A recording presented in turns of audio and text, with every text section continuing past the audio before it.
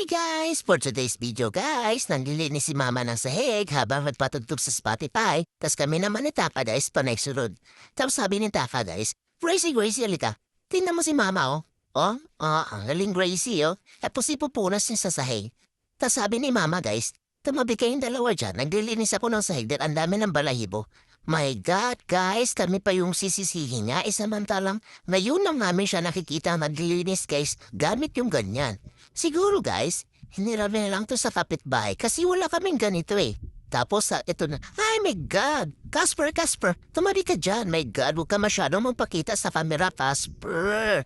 Alam mo namang very confidential yung life mo. My God, dun ka sa gilid, Casper. Tinan niyo ako guys, oh. Ang galing ko talaga guys, my God, para ako nasa alapaap guys.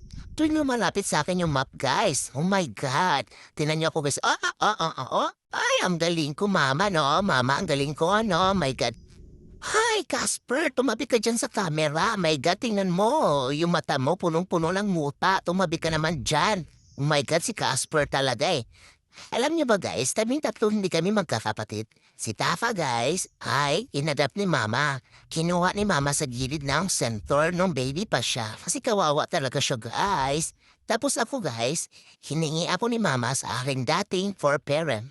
Tapos ito naman si Casper, my God guys. Hindi ko pa makwento sa mayon. Ito si Casper guys, very confidential yung life niya. Alam niyo ba guys, naghinap-nap lang ni mama si Casper? Hay na po guys, baka pagdating ng panahon guys, makukulong si mama ng dahil lang kay Casper. My God guys, pray for us, pray for mama.